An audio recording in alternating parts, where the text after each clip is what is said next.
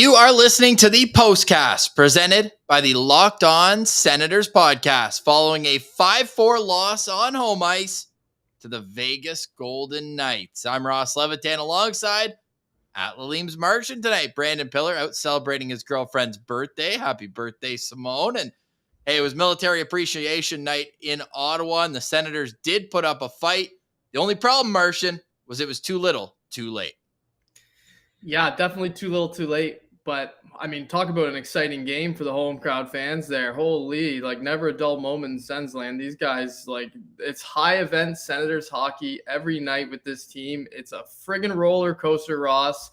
I don't know if I can hold on, though, buddy. Holy, like, this team going down 5-1 at one point in this game and then slowly throughout the end of the second and the third period, giving us hope and clawing back to bring it within one. But just not being able to get the job done. But there were so many little moments, Ross.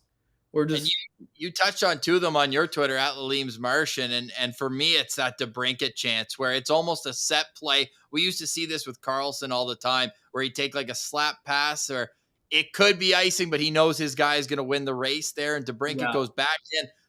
It's kind of the story of the season for Alex DeBrincat. He's getting good chances, and for the most part, looking good. He did heal one in the first period on an opportunity in this game, but like the chances are there. It's just goalies are making nice saves on him. You go back to Marc-Andre Fleury against Chicago twice, and now tonight, like that was almost as guaranteed of a goal. Almost, not quite, but almost as much as the 2-on-0 with Stützle and Batherson in Tampa. Yeah, these are the kind of chances that he has had throughout his career that have always gone in for him. And I think this is like this first time in his life where he's like, why aren't these going in for me all of a sudden? But I think as he goes, the team is going to go, because when he's putting it in the back of the net, they're going to have a way better chance to win, because those chances that he's getting, and we've talked about it so many times already, like he is creating so many opportunities and getting so many good looks on net. It's just a matter of time, I feel like, but like, this can't go on. Like, he needs to start burying some of these, right? That's why he's here. Yeah, and the Ottawa Senators are off to another tough start. 4 straight losses, and now they are 4-6-0 on the season. And another troubling trend, we're going to get into a lot on this, because it was basically a tale of two games. Like, Vegas dominated this game early. They score a minute 22 in. Who else but Mark Stone, unassisted, although you could probably give Thomas Chabot a primary assist on that one. Yeah. Hey, Tommy boy, that guy's not on your team anymore, buddy. You can't just be passing it to him perfectly in the slot like that. That's brutal. And that's the kind of start that will deflate any team, like not just a fragile Ottawa Senators team. You know what I mean? Like you start off a game like that, and it's not just him either, right? Like, first of all, to finish my point there, to start a game like that is just gonna, like, it's like you're coming out, you're fired up for a hockey game, and then a minute in the game, you're giving up a pizza in the middle of your own slot. And of course, Mark Stone's going to bury that every time. But it wasn't just him who was having these kind of breakdowns, right? Like DeBrincat, you talked about him healing one on an offensive chance. Well, he healed a breakout pass that ended up going the other way for a goal as well. So, I mean, these kind of defensive breakdowns are the ones that are going to haunt. They're going to haunt the Sens if they keep happening. It's no matter what. You're never going to win hockey games in the NHL if you're doing that, no matter how many goals you can score, because we know this team is capable of scoring. And if they're down by a goal or two, like most of the time, I think they're capable of coming back. But if you're giving away the puck like that, then you're screwed. Bad bounce to good bounce. Claude Giroux, the one-hopper from the neutral zone. Yeah. World Series going on as well. The shortstop just couldn't get that one. And those are tough to blame the goalie on. But Ottawa ties it up at 1 there. DeBrincat gets his 7th assist of the season. And Giroux, it was almost like that, I forget who did it, but in the NBA, it might have been Damian Lillard, where he just pulls up for 3 and he turns around and starts walking back like he had already scored. In the basketball case, of course, you scored. In Giroux's, he had to wait, and he said in intermission that the crowd told him that he gets that one. So Ottawa gets it back pretty quickly. 3 minutes later, it's tied at 1. Then Riley Smith, Zach Whitecloud in the last minute. And just a bad trend there with Ottawa allowing goals in the last 2-3 minutes of periods. And beyond that, like, I want to say that they've given up so many more goals, like the other team scores last at the end of a period, even if it's not in the last minute. They just always seem to be chasing play at the end of periods towards that. So that's tough. They give up that one. They're down 3-1. And then it's 4-1 twice because the first one gets called back on an offside, and then Chandler Stevenson soon after a short-handed goal, just brutal. Will Carrier makes it 5-1. We get the goalie change. Cam Talbot gets his first appearance in Ottawa, and that really seemed to change momentum, Martian?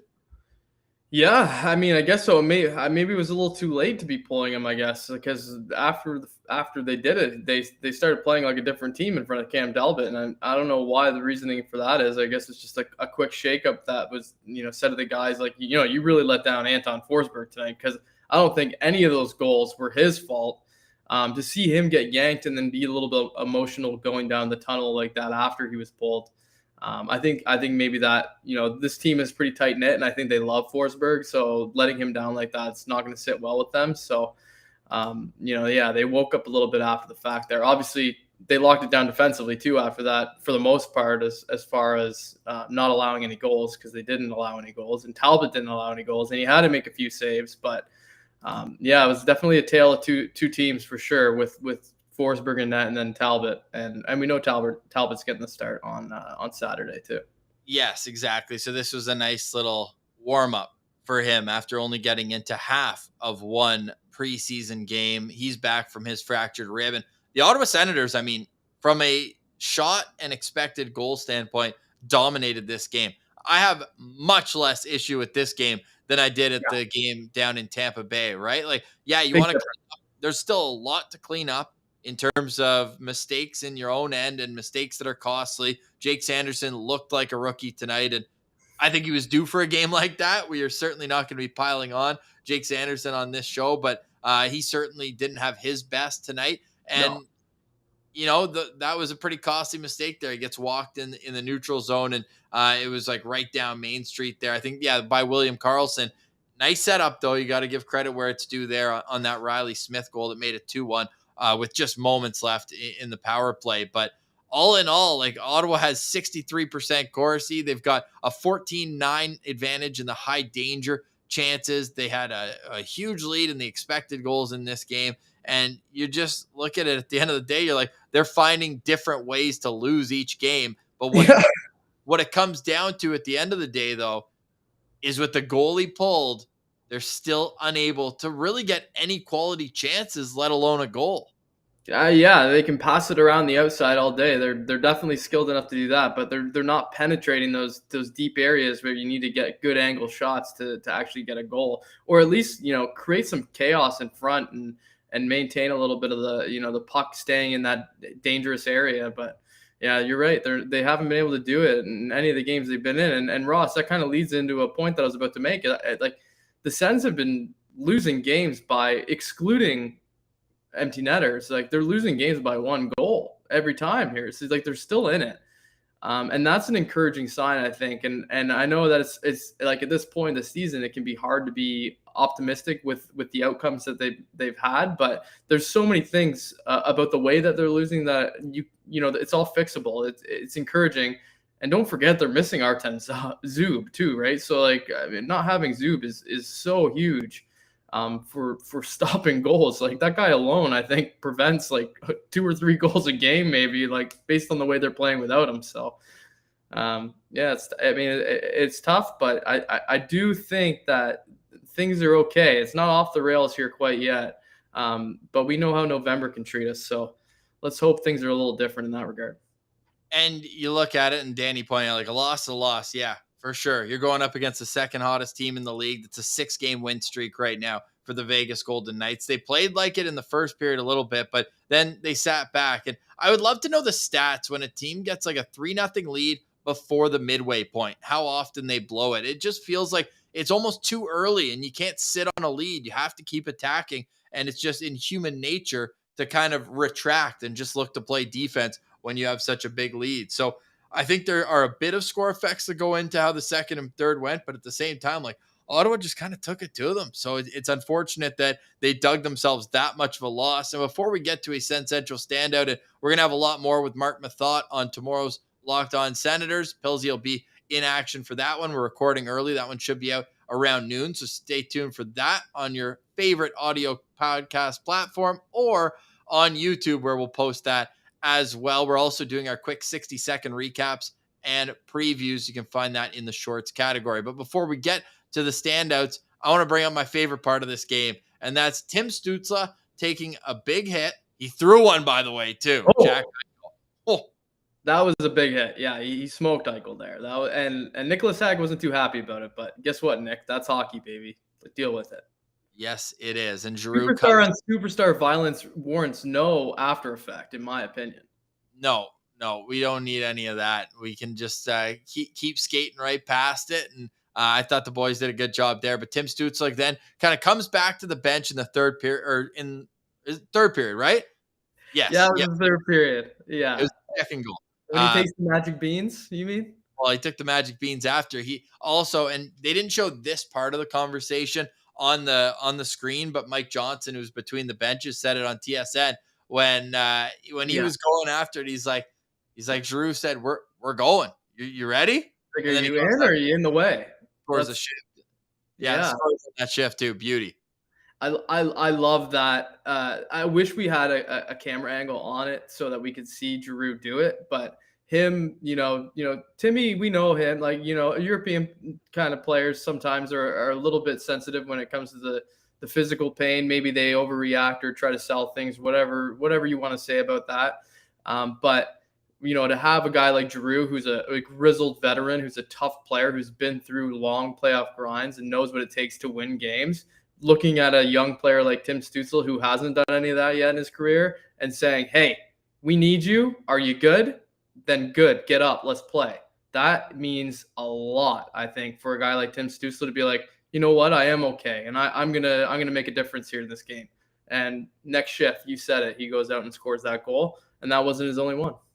Nope. Brady Tkachuk has 3 assists in this game, and Claude Giroux, Tim Stützle, each with 2 goals, and we will get to a little bit more into the line combinations, which saw Tkachuk with Stützle and Giroux in that third period. DeBrincat, Pinto, and Batherson as the other one in the top 6. It was interesting as well that Mark Kastelik and Dylan Gambrell each played under 8:30 in this game. The 2 fewest time on ice down the middle were to the centers, although picking up a few of those minutes was Derek Brassard, who was up over 12 minutes in the game, 2:38 of that coming on the power play. So a valiant effort for the comeback. I mean, they throw 46 shots on goal. They allow 32. They throw 46. Another 21 are blocked. So if you're going with blocks and shots that actually reach the net, that's 57 to 39 are what you're looking at here. So against again, the second best team, it sucks because it kind of feels like you're making excuses here. Yeah. At some point, like a loss, and you came with big expectations, and you're sitting on 4 wins in the first 10 games. I know, yeah, it is a loss, Ross. But you look at this game, and you can look at specific moments where if they would have just done one little thing, I know, like ifs and nuts were candies and nuts, but all that, but buddy, like they had so many chances that were this close, right? Like that Brassard shot that goes off Pinto's skate and hits the post, that was a centimeter from being a goal. And then you look not too long after that, I believe it was on the power play, Shane Pinto walked one out from the corner and he rifles one off the post. Like it was also so close to going in the net. And then you look at the self-inflicted stuff. I mean, DeBrincat and Chabot, like they should be looking directly at each other and themselves in the mirror and saying, like, this one's on us, boys. Like, we made 2 brutal critical errors, like complete F-ups that resulted in goals. And that's an individual screw up. And that's the kind of thing that you can't have from your best guys. They're the best guys. We expect that from Nikita Zaitsev. Yeah, we don't expect it from Thomas Chabot, and we don't want to see it from Alex DeBrincat. Yes, but who were the best players on the ice tonight? We'll get into that in just a minute. Quickly, we want to let you know that betonline.net is the #1 source for all things gambling when it comes to the Locked On Podcast Network. You can find all the latest player developments, team matchups, news, podcasts, and in-depth analysis on every single game at BetOnline. And as always, BetOnline remains your continued source for all your sports wagering information and live betting. and up-to-the-minute scores for every sport out there. The fastest and easiest way to check in on all favorite games and events, including the World Series. Oh, that's going to be an elimination game tomorrow. You got more NHL action, all of it. You can find it at betonline.net. Betonline.net, where the game starts. All right, so the Senators lose 5-4 at home. Now this losing streak has spanned Canadian Tire Center, Florida, back to the CTC. So they need to really right the ship here on Saturday when the Vancouver Canucks come to town. That's going to be an important game. Vancouver might be next week. Who's on Saturday? I'm getting ahead of myself. Is it? What? Vancouver's not on Saturday. No, it's Philly. Philly. Thank you. Vancouver. I'll be there, so I should know. Yeah, you should know that. Philly on Saturday. Cam Talbot gets a start, and then Vancouver finishes off this homestand. I knew Vancouver was there. Pesky. All right, who's your Sen Central standout tonight, Martian? Well, I want to leave someone for you because there's something specific I want to talk about with my standout, and that's Claude Giroux tonight. Okay, we knew that Claude Giroux was going to come in and provide leadership for the team, right? And he showed that tonight. And he's one of those guys too now that you look at, and his give a shit meter is so high. Right? Sorry if you can hear my dog barking. My apologies. My girlfriend's just getting home. He doesn't like your points. He didn't like my point. Yeah, it wasn't very good.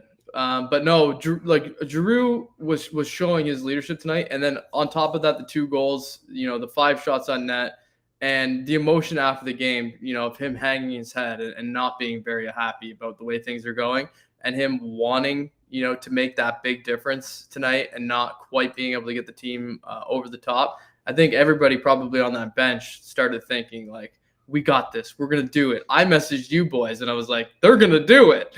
And they just weren't quite able to do it. And but his abilities out there as a leader, I think, are going to pay huge dividends for this team going forward and throughout the rest of this year, because it is a long road, Ross. We're early still. Yes, now 10 games in to the regular season. I'm going with Brady Tkachuk with his 3 assists. He just continues to impress me. Hell, we should just lump this whole top line in there, because once they were put together, they were money. They played 7-13 at even strength together. Most, if not all of it was in the third period. They had 6 scoring chances for, only 1 against, 4 of the high danger variety.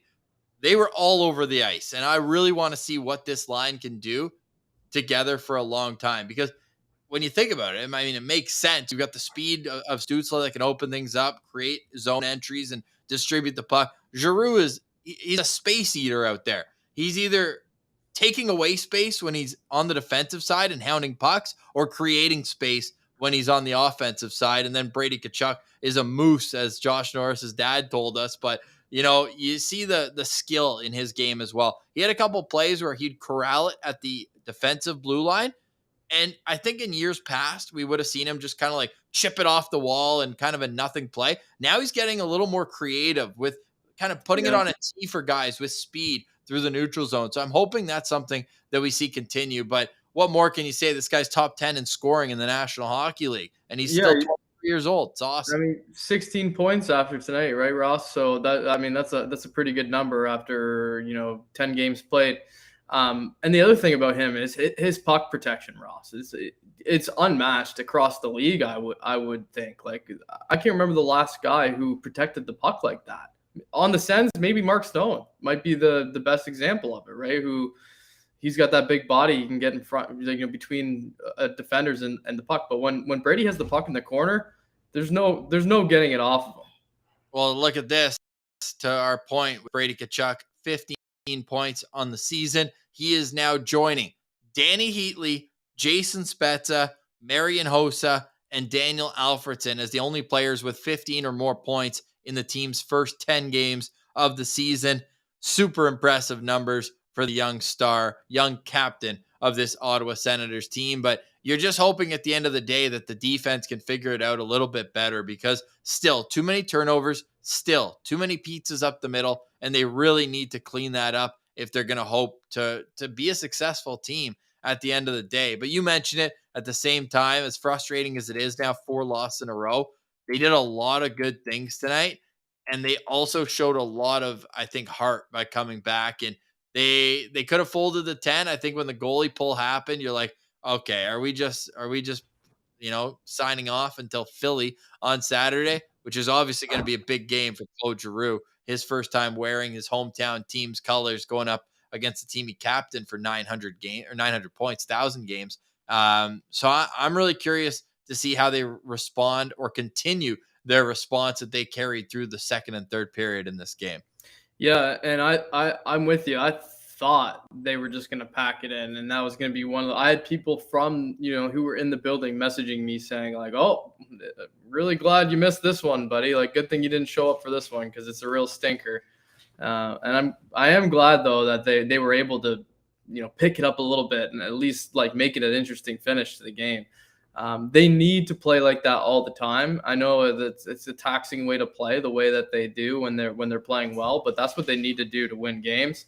And God, Lord knows they need to start winning some games, Ross. Yeah, so we're going to get to the postcast after dark. We want to hear from you. We appreciate how much action we get in the chat. Just like Joe Bell saying, imagine losing to a right-handed goalie. Gross. Yeah, Logan Thompson certainly looked human in that game, and we'll see what's next for the Ottawa Senators, and we really want to hear what you guys have to say. So stay tuned for that, the postcast after dark. Of course, that's exclusively on our YouTube. So if you're listening to this tomorrow morning, as we record, of course, right after each and every Sens game on the postcast, then you'll have to go check out the After Dark on our YouTube page. We want to keep it nice and tight because we have more coming tomorrow with Mark Mathot joining Pillsy and I. But Martian, I want your final thoughts. Like, how can you summarize such a back and forth, wild, high event hockey game? It's hard to summarize it, Ross, to be honest. But I mean, I would summarize it again as we're still looking at a young team here, a team that has a long road ahead as far as growth goes. We are missing two of our top, our top forward and Josh Norris and Artem Zub as well on defense. So I still think that overall, when healthy, this team is really good. But this is just one of those losses that doesn't sit right with anybody because they did it to themselves. So I guess that's how I'd summarize it. It was self-inflicted loss. Yes, it certainly was. Let's get into it more on the postcast. Thank you for making the postcast your first listen after each and every Senators game right here on the Locked On Podcast Network. For Laleem's Martian, you can again go follow him on Twitter at Laleem's Martian. I'm Ross Levitan. Stay tuned. The postcast after dark is coming up next right here on the Locked On Senators podcast.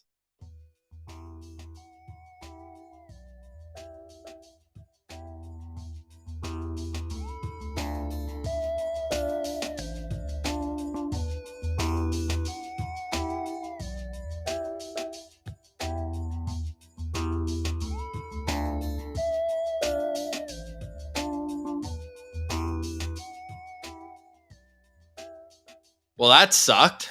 Yeah. Hey, I like that groovy new music we got going in between the postcast and the postcast after dark. I know me and Pillsy were talking a little bit about what kind of music would be the perfect fit there. I said maybe a little like heavy metal kind of style music, but I like the spooky, like creepy techno thing you got going on there. What was that? What do you call that? You know what? We actually have different vibes for different games. Okay. So we're going to see the rest of them, but I feel like that spooky post-Halloween vibe kind of fits with the way this game went. Yeah, no, I feel that one. I don't mind it one, Ross. In fact, I like it. All right, so let's get into the postcast after dark. That's where we want to hear from you. All right, let's see. Ibrahim saying Nick Holden done after this season, right? Yeah, I think definitely. I think. I mean, we're starting to see him get healthy scratched already, so I feel like he's kind of filling that like Braden Coburn, almost like if you were to draw a parallel from a previous season of a guy who's like kind of coming to the end of the year here, or coming to the end of his career here, and doesn't need to play every game, but can fill in when needed. Veteran presence, kind of a larger player. But yeah, I mean, this season especially, he hasn't looked very good. Although I did like how he scored that one goal. That was fun. I didn't really notice him tonight. No, me either, and that's a good thing. That is a good thing, but also like he's had a few gaffes, like probably anybody on that defensive corp right now. So. Right. Yeah, that's fair. And Gingy saying Hamannik fills Holden's role next year. So Gingy thinks that Hamannik's going to be back. I think that's probably up in the air as well. I would say that's probably up in the air too. Yeah, with JBD and Thompson, you never know when one or both of those guys is going to make that jump, right? And that's that kind of that right-handed role.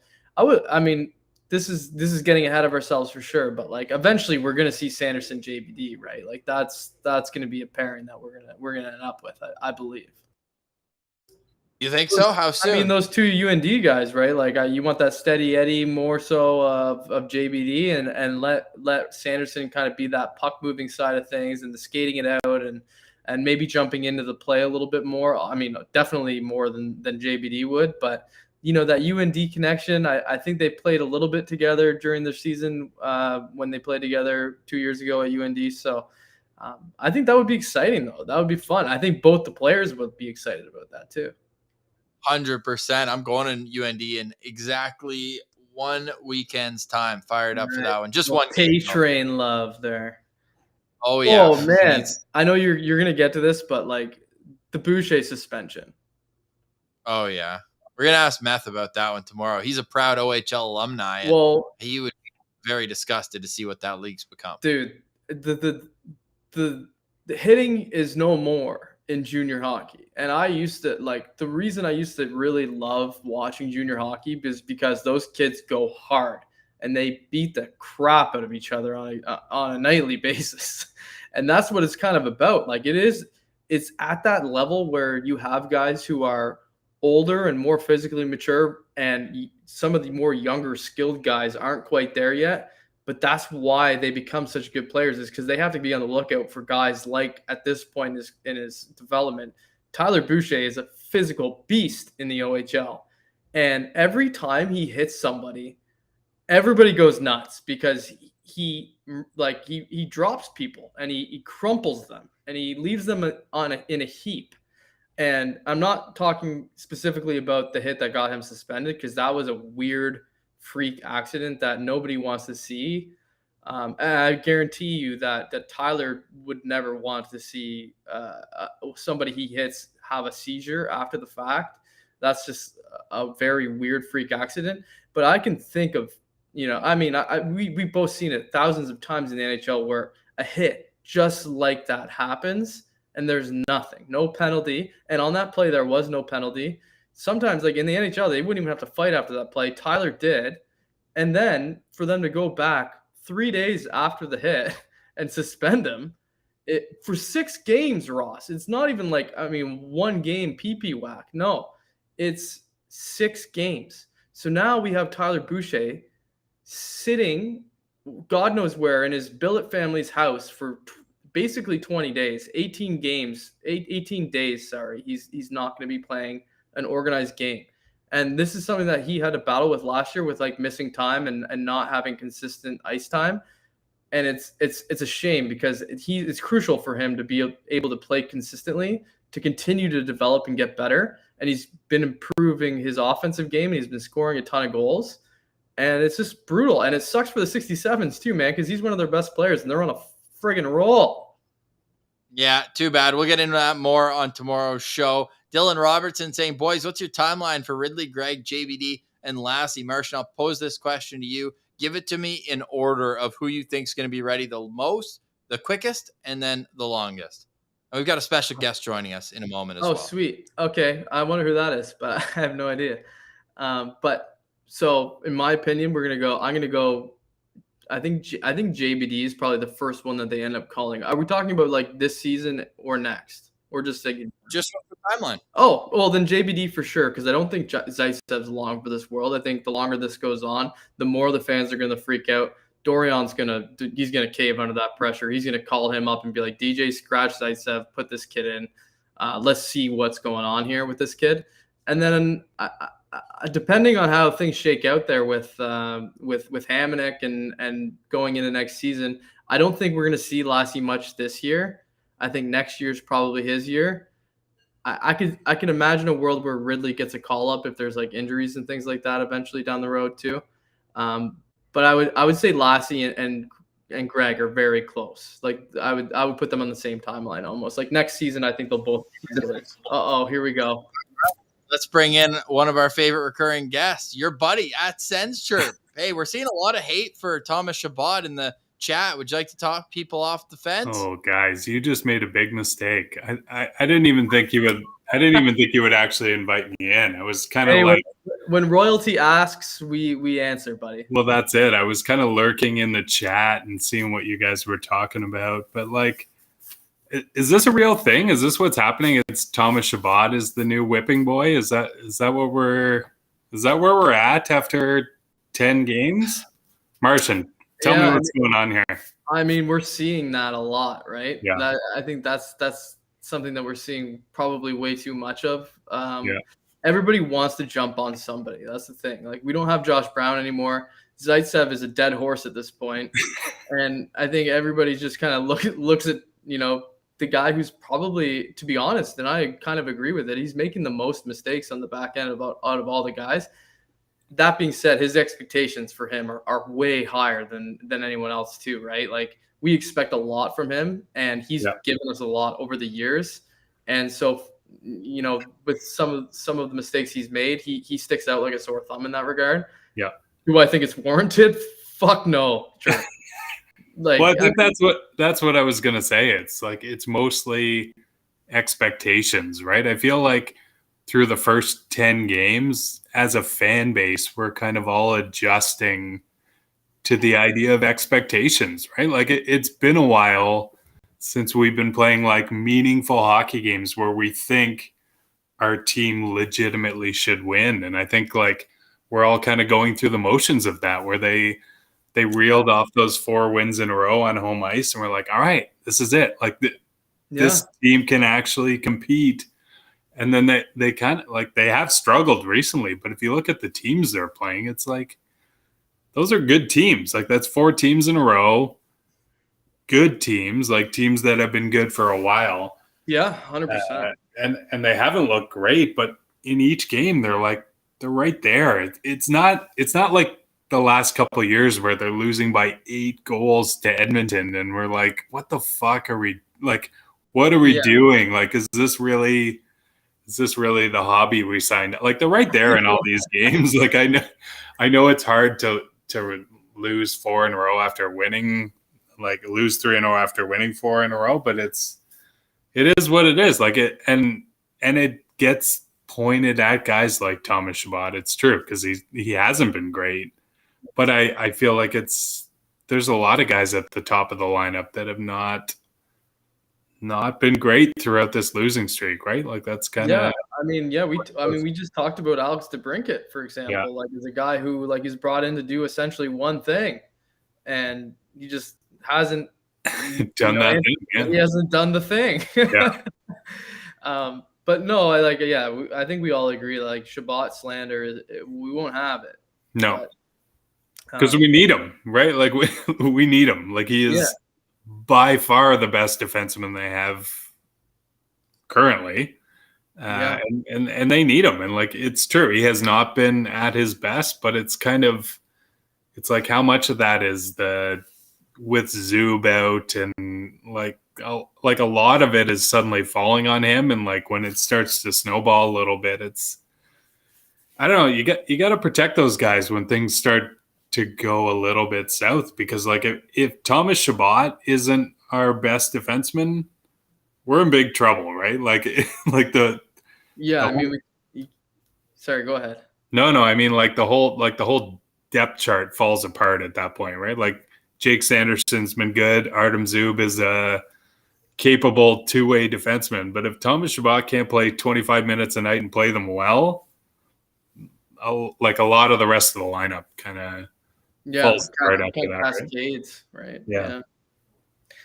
Yeah, Graham asks, he says, simple question, Chabot playing up to his contract. I mean, that's an easy no so far this season. I think the 2 things can be true. We can protect him to the extent that, like, yeah, you need him when he's good, but you also need him to be good. And that game winner against Tampa, not great. I can tell you, boots on the ground, a little inside source, Pierre Dorion is having a long conversation with Ken Hughes the GM of the Montreal Canadiens, the press box after the Winnipeg Jets game down here. So I don't know what that means. Does that mean Mike Hoffman's coming home? Is that what you're telling us here? I don't know, but sources say that they've been chatting for at least the last 25 minutes. So, so maybe they're just catching up. Maybe they're just laughing about when they inked the Colin White contract a little while ago.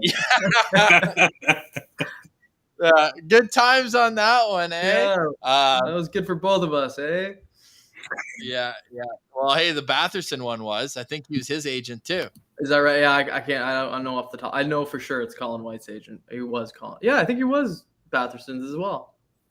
Yeah, he was. This is actually a funny question. I was wondering this morning when it came out, and it's always strange when you see the paparazzi photos of just a guy sitting on a plane. Yeah. But and then we saw like the plane trackers. Okay, it was Ryan Reynolds on a private jet from LA to Ottawa. Like that's so wild to me. But funny question here from ACX. Like, why did Dorion come to Winnipeg to watch Montreal? It just, like the two teams were playing against each other, but apparently this was pre-planned. We'll see where it goes. But I do think there's a level of curiosity there. And house I'm moving into, like DeMelo's my next door neighbor. Like I want him back in Ottawa, but I also want to get to know him a little bit. Hang out. So no, it's gonna be hilarious to see what goes on there. But they do have a lot of talent on the back end in Winnipeg, and you wonder if there is going to be an odd man out situation. I hope it's not with Montreal, because there's not a defenseman on that team who I would think would add much, if anything, to the Ottawa Senators. So I don't know where that's going to go. I know we got off topic there, but figure people would, based on the response that the Dorion conversation got this morning. So, Hensler's 5-4. I know you're like the most positive guy in the world. Were you waiting for that comeback? Did you hit the live money line, you sicko? I mean that's none of your business, Ross. But yeah, I took a bit of a beating there. I bet them before the game. I thought they were going to snap out of their funk, and when they got down 3-1, I was like, you gotta get them at 4 or 5-1, because that's what we've seen from them this year, right? Like when the books think they're down, like they're obviously going to make a game of it. But it's tough. Like it's hard to know how much of this part of the schedule is just playing against tough teams with a couple injuries, and how much of it is like maybe this is more what this year is going to be like. It's hard to tell. Like they were so hot in that homestand. Yeah, we were all buzzing. Like the CTC was out of beer. We were all like, we were living the best time of our lives, and then all of a sudden they're in the middle of a slide. It's hard to know where they fall between those two extremes, right? Yeah, I think too. Like if you look at their schedule, I'm trying to pull it up here real quick, but 6 of their next 8 games are at home, and I think 11 of their next 11 are against teams that didn't make the playoffs last year. Well, that's it, right? Yeah, I want to verify that. So like they have reached the point where they've gone through the tough part of the last bit of schedule here. Yeah. And I think they're set up for improving their record, I think, in the next few games. Yeah, like I'm just looking quickly here. Like they're gonna go Philly, Vancouver, New Jersey, Philly again, New York Islanders, Buffalo, New Jersey, San Jose. Those are all teams that didn't make the playoffs last year. Although all teams that right now look like they're pretty good. Like other than I would say Vancouver, but New Jersey looks like a bit of a wagon. They've turned a bit of corner. Yep. Buffalo all of a sudden is heavy and playing Buffalo Sabres hockey again, which is a rivalry that I'm excited about, because in our glory days of being fans, that's a heyday. Yeah, those were the days, man. The Buffalo Sabres, that was a great rivalry. And then Philly, I think they're overachieving right now, but they're playing good hockey so far under Tortorella. So we'll see. Yeah, I mean, like you make a good point when you walk through the schedule that way, and like where are the soft spots, right? Like it doesn't really exist anymore, right? Like they're not good enough that there are now easy points in the schedule, right? Like they have to pick up points where they can, and I think that's where people were getting kind of rattled, especially like the game against Florida and Tampa Bay. Like those are 2 games where they were winning late and it got away from them. So it's like you can kind of shake those things off game to game, but they need those points, right? Like there's no excuse when you need to actually rack up points at some point. And then when you lose 4 in a row, it kind of starts to snowball a little bit. And then you look ahead to the schedule for soft spots, and then there aren't any. There aren't any. So like they gotta. I really do worry about the injuries more than anything. Like I think we're all we're trying to pretend like losing the number 1 center and the best all around defenseman isn't a big deal, but I think like that's kind of had a cascading effect on the rest of the lineup, and I worry about like not having Josh Norris. Like I'm not sure if that's something they can easily overcome over the course of a full season. No. Yeah, that's fair. Graham writing in, does this current play hurt our chances at re-signing Alex DeBrincat? Does DeBrincat's play hurt his own contract potential? Like, I think it's probably a little too early in the season. Although, like Kevin Week said, the two sides have already kind of at least touched base with each other on what it would take. So I'm curious where it's at, because clearly his shooting luck isn't where it typically is. He could have had that one tonight on the play off the boards and a couple other chances. He healed one in the first period. Like, Sharp, out of the first 10 games, like, are you still confident that we're going to see a 30-plus goal season from him? Yeah, it's one of those things, right? Like if you look at the 10-game span, you can think of about 10 goals he hasn't scored that you would assume are pucks that go in the net for him. So you have to see him over the course of a year, but like these things do make a difference when you're negotiating a contract, right? Like it's about production and it's about goal scoring with a guy like him. So I'm not worried about him, but I do wonder about like how a slow start impacts his perspective on locking in with Ottawa and Ottawa's perspective on locking in with him. Like I do think that makes a difference, right? Yeah, I think the biggest thing with him signing, I don't know if it's necessarily as much on ice, because he's getting all the opportunity in the world. Like half the time we're double shifting him on the power play. So when you do that, and then, but I think the main thing for him is, and this is something that we've seen from players who have come to Ottawa with young families, especially, is they generally like it here as a city. Location wise, which is funny to say, because there's really not a whole lot going on here when you compare it to other cities. Come on, Martian, that's not true. You know what's going on. I know what's going on, but like, hey, look, I have no kids at this point in my life. But the other thing is the guys in the room, right? Like that's the real thing that he's gonna want to look at is like, do I want to be here for a long time with these guys? And I think the answer should be yes. I think it's yes. Like, I really don't know. Obviously, we're not in the room. We don't know how much they like each other for real. We're not in the room yet. But no, when you look at the guys in the room, like character wise, I think we all know that this is a fun group and they like each other, and that's something that he should want to be a part of. Unless he really feels like he just can't produce here for some weird reason, which I don't think it's really the case either. Because, he's got what, 7 points or something, or he was a point a game in 7 games there. So he's a point a game still, right, Ross? Maybe one short.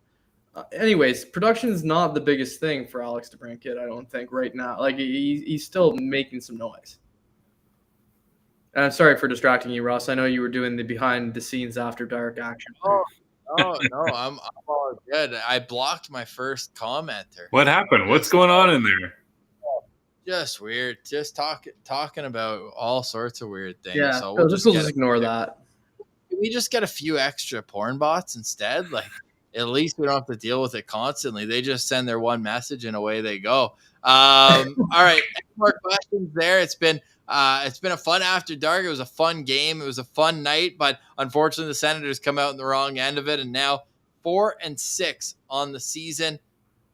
And a troubling trend for me still, and Chirp, I'll get your take on it. Like those momentum goals at the end of periods. How often is it they're giving up goals in the last 5 minutes of periods? And how do you think they can get out of this funk? It absolutely is a concerning trend, and it's hard to tell. Like I know everybody's looking for someone to blame when those things happen, right? Like is it a coaching thing, like slow starts, not being able to close out periods? But like if you picture yourself in the locker room and what the coaches actually like, I just can't imagine that these breakdowns in structure early in the period or late in the period are anything to do with coaching, right? It's just like it's focus, it's execution. It's like these are pro hockey players that know what they're supposed to do. So yeah, it is concerning, but I think I'm really hoping it's just like it's a run on bad luck, right? Like I don't think it's like that's what they're being told to do or that's what they're going to continue to do. I think it's just kind of it's a run of luck, right? Like we played 10 games. They played 4 really good ones, 4 really bad ones, and then 2 that were like, it's been a bit of a mixed bag. So I don't know what you guys think, if there's if it's a trend that can be fixed or if it's just a bit of a mixed bag early in the year. Yeah, no, I like that. I think that's a fair way of looking at it. But at the end of the day, like this is a team that has struggled so bad out of the gate the last 2 years. Yeah. Like I would rather, and Graham asking again, like what's worse, out shooting and losing or getting outshot and losing? Like I think you probably want to shoot. You want to at least be like, okay, at least we had possession at that for the majority of the game. But like they both suck. There's no question about that. But hopefully they can find some wins here sooner rather than later, because we're seeing exciting hockey. Like if you're not a fan of the Ottawa Senators, their games are never dull. There's always a twist, a plot turn, and a whole lot more. So I think that take the over. What better way to get back on track than Claude Giroux going up against his old team on a Saturday night in the nation's capital? I'm going to be there. Chirp, are you going to go? I'll go. Yeah, I'll be there.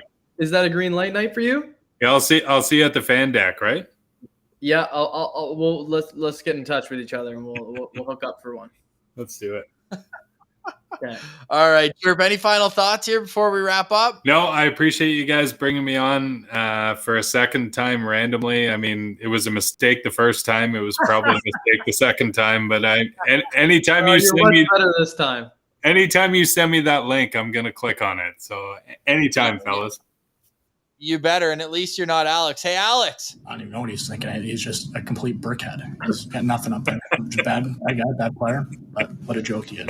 What a joke he is. And you know what? What a joke that first period was. You hope that Ottawa can figure it out a little bit sooner rather than later. A very fun postcast, a very fun show. Thank you, Sens Chirp, for joining us. It was huge having you in the chat. Look forward to next time we get to see you down at the CTC. For Sens Chirp and at Lalim's Martian, this has been the Postcast After Dark, following a 5-4 Vegas Golden Knights victory over the Ottawa Senators. Tomorrow on Locked On Sens, Mark Mathot. Need I say more? Oh my. Enjoy your night. Decent defenseman.